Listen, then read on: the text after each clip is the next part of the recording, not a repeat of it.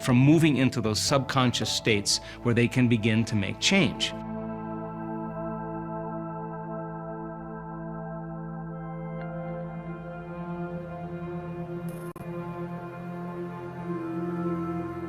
So the whole purpose of meditation, then, is to get beyond the analytical mind and enter the operating system where those subconscious programs exist. So then we can begin to take limited beliefs, unconscious habits and behaviors, and begin to reprogram them, become more self-serving or more effective. Now, you can't change the subconscious mind with your conscious mind. You have to get beyond the analytical mind in order to do that. So some people have a very thin veil between their conscious mind and their subconscious mind. And the thinner the veil between your conscious mind and subconscious mind, the more you are suggestible to information. In other words, just like the child, that information can enter the subconscious mind and begin to have an effect on us.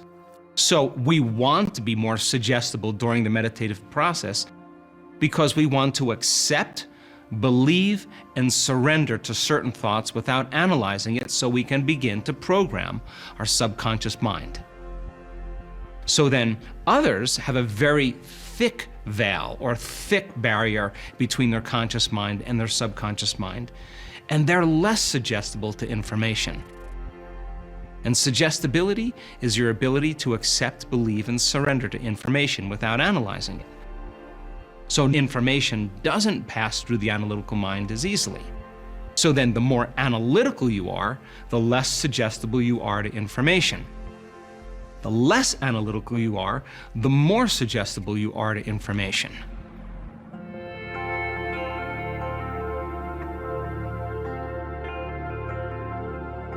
When you learn how to control your brain waves and move into a state of trance, you pause in your brain, and your brain kind of moves into stasis.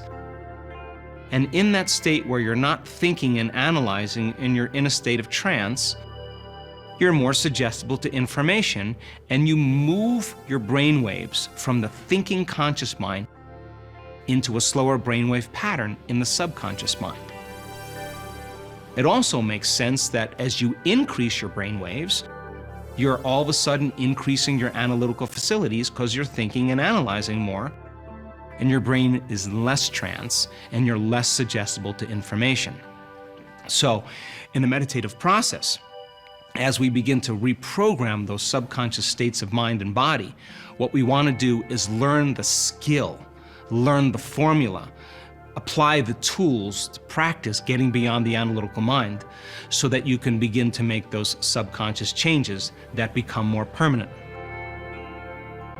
So when you're living in a subconscious program, just like a program on your computer, the moment you press play or start, it runs automatically. That's exactly what happens subconsciously. And many people have subconscious programs that are defining their lives. Even though their conscious mind wants something else, their subconscious mind may be sabotaging their outcome. So then we have to begin to reprogram that subconscious mind and begin to write a new program.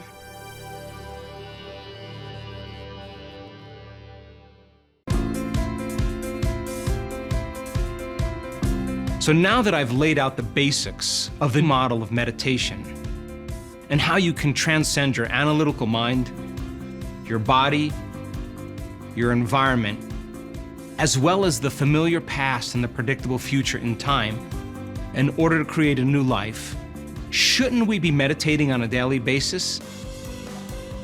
And we live in two states of mind. We either live in a state of survival, or we live in a state of creation. And living in survival is living in stress. And the majority of people in this world spend the majority of their time living in stress and living in survival. In that state, it's impossible to create. In the next episode, we will